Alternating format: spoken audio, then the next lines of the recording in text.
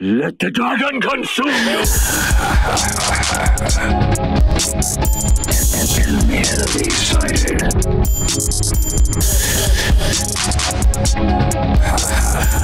Stop the payload! Stop the payload!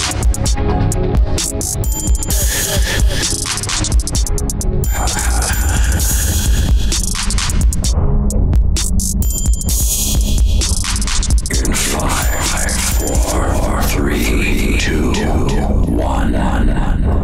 The Birdwatcher's back at it one more time. Here's your host, Ryan and Clay. They're about to bring you some sweet Overwatch action. And we're back. Welcome to the newest episode of the Birdwatchers, episode 47. It's been a while. Welcome back. So as you know, we've been on a break for the season, the Overwatch League season at the moment. And this is when all the shenanigans have been taking place. And it's kind of left a little gap, but we did have a little fill with the Atlantic and Pacific Showdown. So this episode, we're going to go over that, which is the 2019 Contenders Season 1 Pacific and Atlantic Showdowns. And we're going to talk about the finals for each one of those matches. This is exciting, right? Because this is something different from what we're used to, where we're finally getting that feeling we get from Worlds, but at the tier 2 level, where you have essentially the best representatives from each region that are playing in the Contenders seasons going against people outside of their standard region in LAN battle. So that's a big talk, right? Because on a lot of these teams, you have a mix of rosters that lead to some, latency issues, or some people are playing on like 200 ping out of Europe, even though they're on an NA team and X, Y, and Z. And it's one of those things where people kind of chalk it up to, oh, he might be better if they played on LAN. So not only are you getting the cross between regions, but you're also getting that pure Overwatch experience for those tier 2 players to really see who stands out, right? But before we get into that, we're going to start with news as general. But listen, so much has happened. It's been, I think, almost a month. I mean, I did post, we had a featured episode out of the Overwatch League network when I did that kind of guest appearance with a bunch of my fellow podcasters in the community. And that was a lot of fun, right? Can't wait to do that again. But we never really had another Birdwatchers episode. So here we are, because we have one more week to wait, or a couple more days from this going up before the season starts back up with stage 3, right? So news, we're getting close to homestand for Atlanta. It's only 1 month away. It's hard to believe. Still too far away, if you ask me.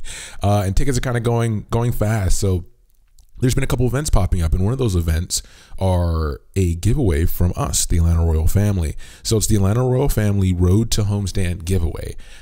You can find this on the Twitter if you're looking for the details on how to enter.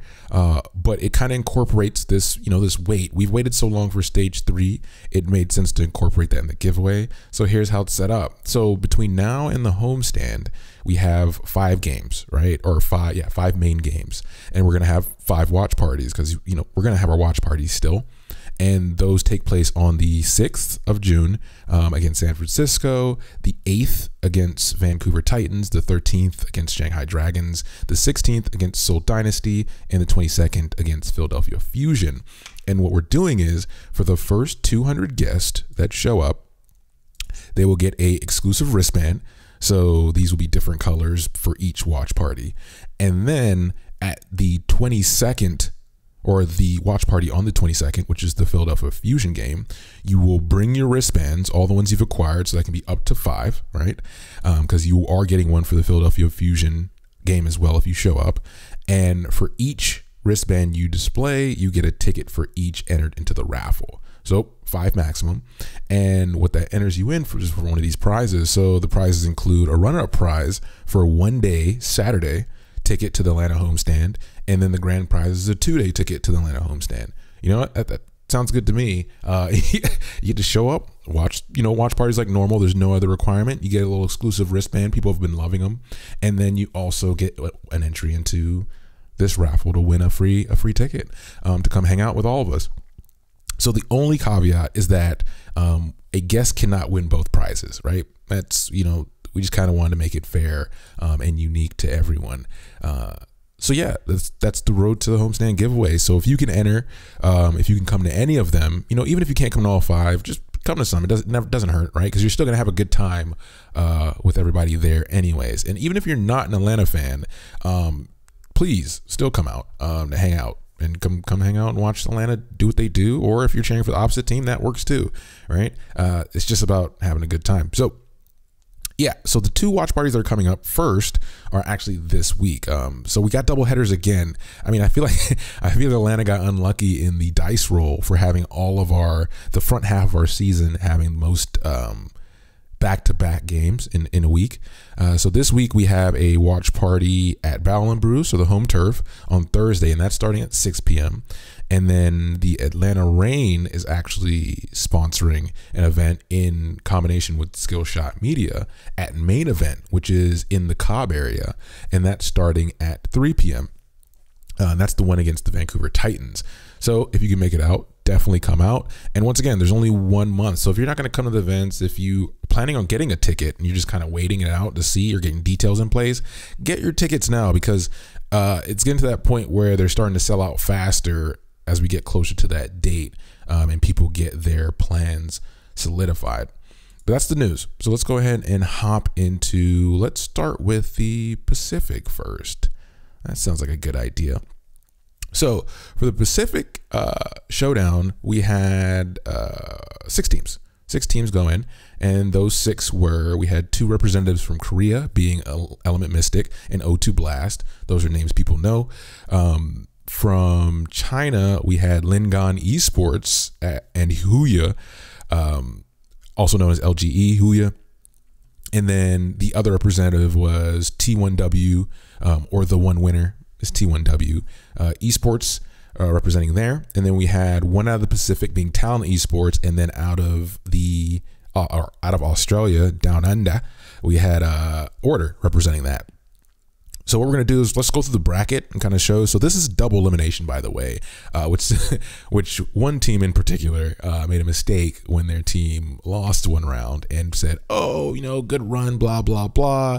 Yeah, it turns out they didn't know either that it was double elimination. So each team kind of got a chance. It's something you see a lot in the FGC, in the fighting game community, especially at this level where it's kind of like everybody wants to know who's the best of the best. There's always this talk about region crossing and why didn't they ever do it. So here you go. And on top of that, you're making it double elimination. So it really does give you a good view of who is the best across these regional matchups.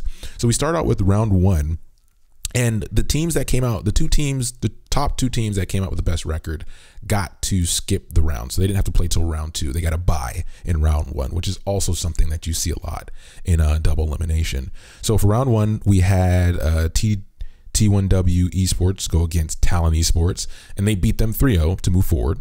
And then the other match that happened in round 1 was O2 Blast versus Order. O2 Blast beating Order 3-0. So those 2 moved on to play the season champions, which were in round 2. You had Element Mystic go against T1W, beating them 3-1, and then LG Huya going against O2 Blast, and O2 Blast coming in here with the upset with a 3-1 victory and moving on to winners finals against Element Mystic. So we go down to the loser bracket. For these teams to have one more chance to kind of prove themselves. We had Talent Esports once again beat LGE, another once again big upset here. And then we had Order go against T1W, and T1W pulled out 3-0, which is kind of expected. People have said that the Australian region and the South American region were the weakest among the bunch because those are known for their both being isolated. But they came in here and they played, they put up a fight. So moving on the losers bracket, or round 3, we had Talon versus T1W. T1W took this 3-1. Moving on to the losers final, which was after the winners final. Element Mystic kind of showing their dominance again. They've had a hell of a season this season. They beat O2 Blast 3-0, moved them down to the losers to face T1W, and they proved themselves there, beating T1W 3-0 and going back up for their rematch in grand finals, which we're going to talk about now. So this was expected that, O2 Blast has kind of reemerged as being, super competitive, and Element Mystic has always been a name, right? There's a ton of players in the league now that have come from that team. And outside of, Runaway being as great as they are for transferring their players into the higher league, Element Mystic is also known for doing this as well. So we started off this match, and it's all first to 4, right? So it's still the standard, like if you watch the stage playoffs for the Overwatch League, it's that same kind of ruling. First to 4 wins it. So we start off with Lijiang Tower here, and on Night Market, EM has a good start, right? They start on the back of Doa's Sombra play, big EMP to start this off and put it in their favor, but O2 is able to flip it and control this point for the remainder of the round and end up taking this round. Night Market going to O2 Blast. This takes us to Gardens, and Element Mystic start strong again, and Alpha's great Rhine Shatters ensure that they take this one clean. So there's no contest here. Element Mystic takes this 100-0. This takes us to our third and deciding round on Command Center, and O2 has a handful of clutch plays to kind of control the flow of this one, and it goes in their favor because of that. Every time they need to step up, they do, and they end up taking Command Center and taking Lijiang Tower, starting off 1-0 in the series. So surprising here, right? Everybody expected Element Mystic to come out the gates hot and heavy, and they did. They did play very well here, but O2 Blast kind of met the expectations. So King's Row was our next map. Some saying one of the best maps in, one of the earlier maps, one of the best maps in the game. O2 Blast starts on attack here, and O2's unable to really get anything going and have a major issue with dealing with Doa's Sombra here. And that becomes a theme. Doa's Sombra and Sparkle's Zarya at high energy. I mean, Sparkle's just a great player. People are always talking about saying Sparkle is a great player, and people are always talking about his Zarya, but mainly his Doomfist, which we don't see yet. But O2 Blast, they struggle here, but then they're able to get about 90% on point 1. So they don't cap it, but if they can put up a great defense, you can hold them out. Element Mystic goes on attack here, and they only need to really win one fight because of how King's Row is set up. If you're on defense, you lose enough people, it's very hard to get them back.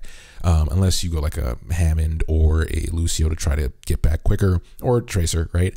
But after one pick on Kaiser, this is a drawn out fight. So Kaiser's Rhine gets picked off, and they use their advantage to take point 1, and they win on this map, and they end up tying it up 1-1. So this takes us to Volskaya. We have O2 Blast on attack again. O2 does get a quick point 1, and then they have this large time bank to play around, and they're able to cap point 2 with about 4 minutes remaining. So a solid, performance on Volskaya. And then Element Mystic goes on attack, and they actually struggle. They struggle on point 1, but they do something interesting where after winning the fight they need, right, to push forward, they push with only 5 players immediately, and they leave to point 2, and they leave 1 player on point 1 to cap. So that's something you usually see in maps with carts, because, the whole thing is like if you have a person on the cart, you get 100%. But if you have 3 people, you only get a certain fraction of a percent more speed. So there's no value in really having more than 1. Well, with capping a point, it's a little different. So the fact they did this was kind of weird, but what it does is it throws O2 off because they don't expect the whole team to be right at their spawn once they respawn, and they're not prepared for it. So they start picking players off, they get that momentum, and they end up capping with 529, which was really close to the record. If they didn't really, they kind of slipped up a bit, even though they capped it, but they almost broke a record here. And then we go into round 2 since both teams capped, and O2 attacks first, but they're unable to replicate their previous performance, right? And they fight, seems like they fight as hard, but they just get about 90% of point 1 before being held. And then EM on attack here next has a large time bank to work with, but they don't really need it. They end up capping after I think the first engagement. It's not even a drawn out engagement, pretty decisive, and they go up 2-1. So they're in the lead, being the favorites, which kind of works in their favor for momentum. So this takes us to Rialto and O2 Blast starting on attack again. We finally get something different. So up to this point, it's been goats, right? It's kind of the theme. I'm not trying to be a meme here, but that's what we have. But O2 Blast actually starts with Krong on Hanzo, and it works. It works for a good chunk of the round, but he does it for the whole round. And there's a point where it becomes stubborn that they're not switching to the diva or trying to go back to more traditional means to finish out the map, because they end up getting cart past point 3, but can't get it past that halfway point, or they can't get it past that halfway point to point 3, and they never do switch. They give the momentum back to Element Mystic because they didn't adjust, so they lose that momentum. Element Mystic goes on attack, and they never stop moving that cart, and they take this map surprisingly easy from how it started off. So I think Element Mystic actually stole this from O2 because they kind of gave away that momentum, which is very important, especially in a finals match. So now we're gonna go to our map of the match, which is Nepal. So we got another control map here from O2. O2 Blast has to prove something here if they want to stay in it, right? They have to extend this because Element Mystic is at match point, since currently it's 3-1.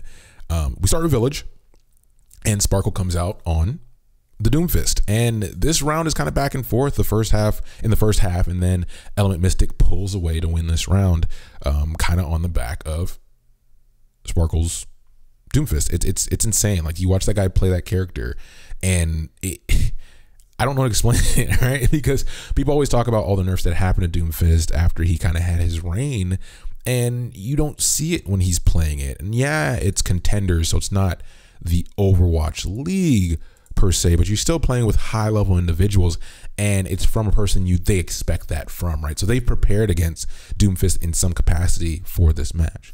So yeah, Element Mystic takes the first round on Village. We go to Shrine, and O2 start off strong, mainly on the back of Proper playing Zarya.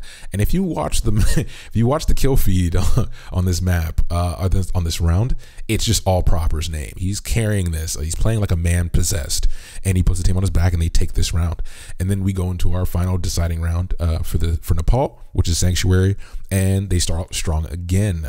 Even despite Sparkle playing Doomfist again, that fear is not there. They're able to deal with him, and they close this map out and extend this match one more map, making it 3-2. So we go to Blizzard World, and Element Mystic starts with attack here, and EM kind of almost get full held on point 1, but O2 slips up, lets them cap it. EM kind of turns that into this wicked momentum that almost pushes them all the way through full capping. They get super close to point 3. And then we have O2 going attack, and O2 can never get anything going in their favor, and they end up full held, and Element Mystic is your Pacific Showdown champions. So this was, even though it was a lot of GOATs in this match, which is expected, especially at the higher level, because you get the best the teams that are best, because teams can play whatever they want, but it seems like the trend is teams that are best at GOATs end up at the top, right, of the pile, and then when they play each other, naturally they all play GOATs to try to see who can knock the other one out. But this takes us to the Atlantic bracket. So that might happen, by the way. I'm gonna go ahead and admit that I might end up saying the Atlanta Showdown, and if I do, I mean the Atlantic Showdown. So in the Atlantic, we have the North American teams, EU teams, and South America. So the teams we have are Fusion University, no surprise, right there. We have Team Envy, which is, kind of surprising. This has been a team that has had its ups and downs, has had its roster changes, but they've stepped up this season. They had a hell of a season, gave us trouble as well. And by us, I mean Atlanta Academy, who made it, right? This is huge. This is only our second season as a team. And, last time we made it in the stage play or into season playoffs. This time we did again. We did get knocked out, but we got far enough that led us to making it into the first of the showdowns to exist, which is another impressive feat. That on the back of having a lot of a roster shuffle, right? After we lost some, Dogman, we had to figure out some situations and get the right players in the right place and look for more talent and kind of build the team back to where it performed, because we've only been together for such a small amount of time. So once again, Atlanta Academy going above and beyond just being here, in my opinion, and as a fan. The EU teams, we have the Angry Titans, known for their performance in EU, and British Hurricanes. No surprise there. And then for South America, we have the representatives of Low-Key Esports. So in the bracket, we had round 1, we had Low-Key Esports versus British Hurricane and Fusion University versus ATL Academy.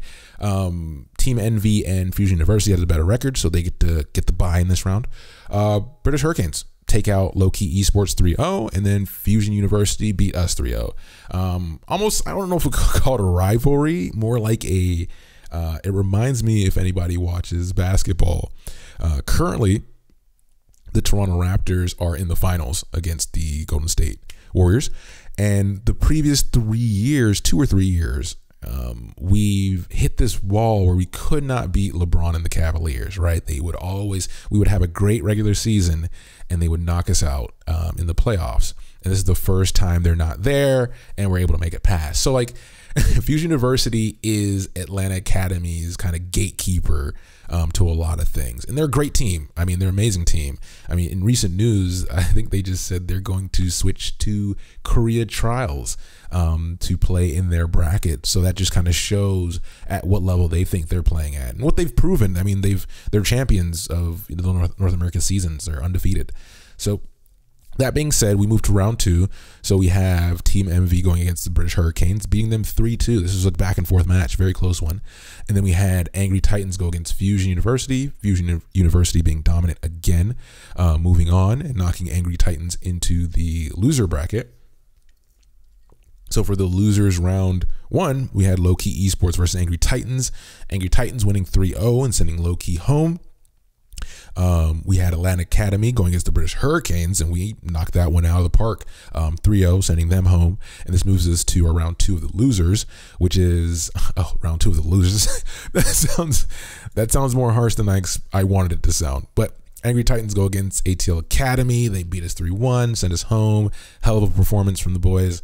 Looking forward to next season when we now have this solid roster we can practice and get better with, and hopefully some changes to kind of shift things out of GOATs. We'll see what happens.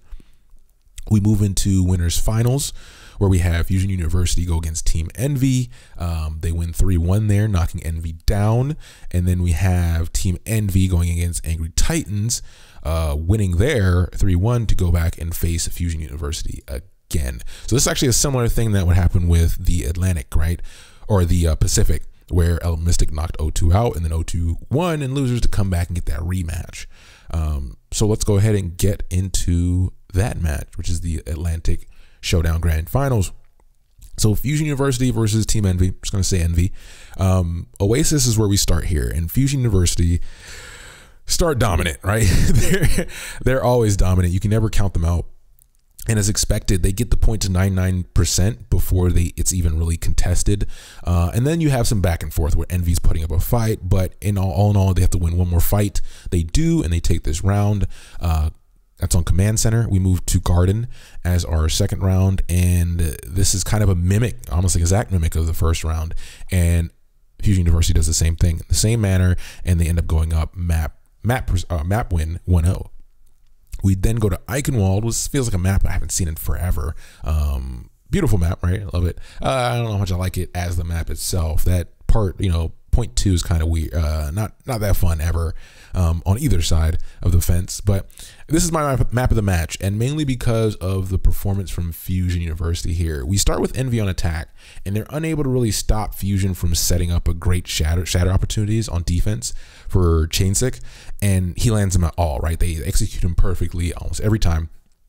And Envy is held to only getting about 2 ticks on point 1.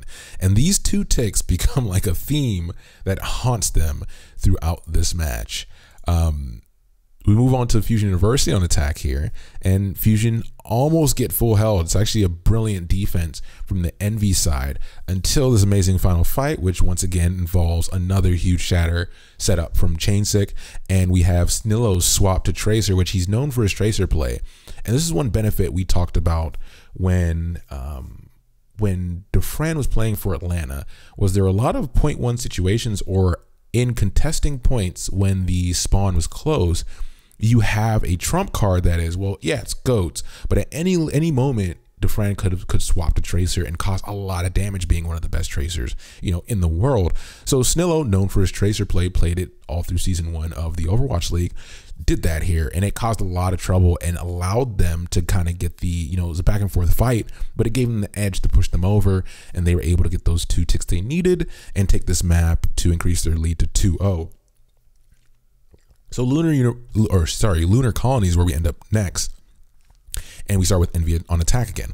So Envy starts off with, great, capping point 1 quickly, but they struggle on point 2 and end up getting held to 2 ticks. So then Fusion go on attack. Fusion bring that same kind of energy that Envy had to start off. So they get a quick point 1, but they find more success on point 2, leading to a cap, and now the match is up 3-0. So this, this is kind of a beating, almost like Envy's beating themselves, but Fusion University is a great team. So it's not like, this isn't very surprising.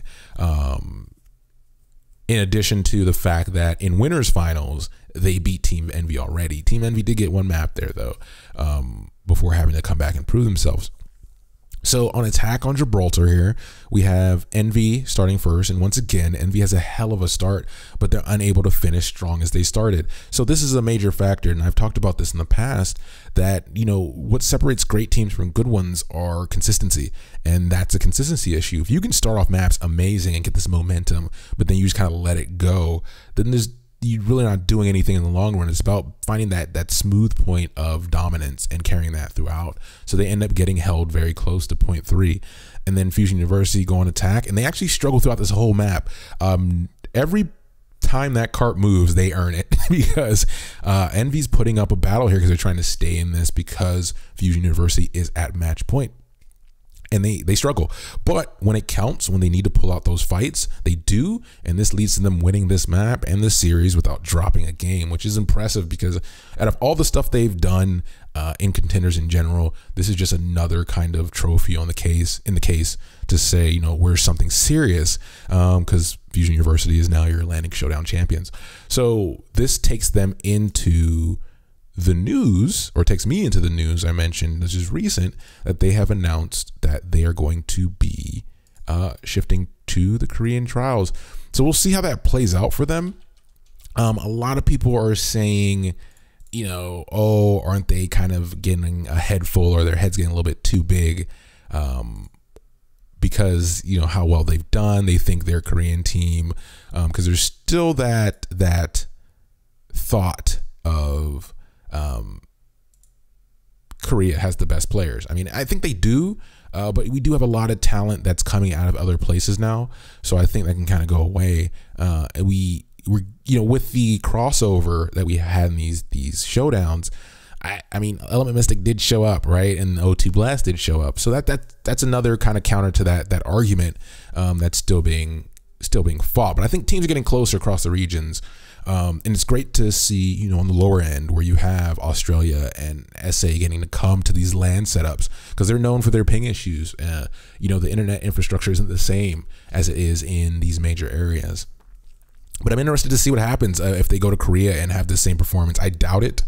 But if you're a team that has won every season championship, and then you go on to have this performance in the showdown, I think you validate yourself to try to challenge your players, because you're trying to get them to the next level, but while you're at this tier 2 level, it doesn't hurt to try to push your experience as a player, and this could, even if they go to Korean trials and they don't do great, but they kind of put up a fight and probably beat out some other Korean teams, that's a big say, and teams look for that, because it's unfortunate, but a lot of scouts do go to Korean teams first to look for talent from the tier 2 scene, which people complain about, but it is a thing that happens. I mean, you go to the region where the most talent is bred.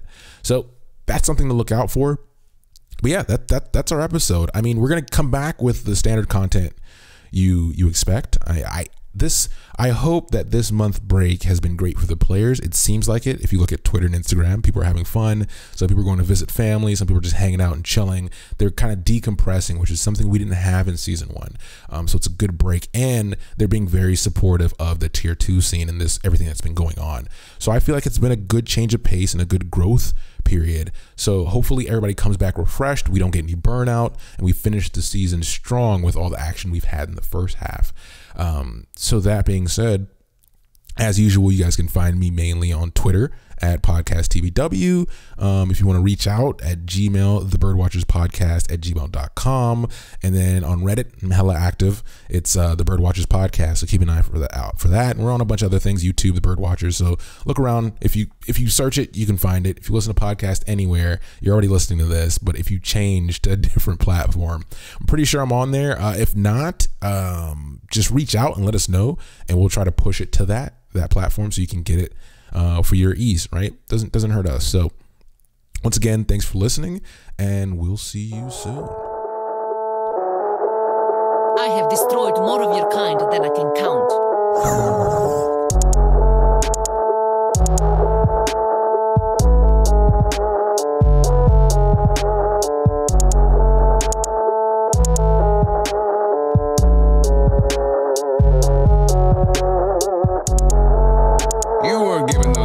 Toss them around like trash. I don't take lessons from you.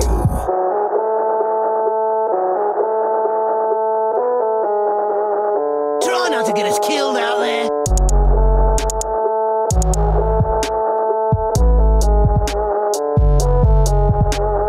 I heard there's a nice reward for bringing you fellas in.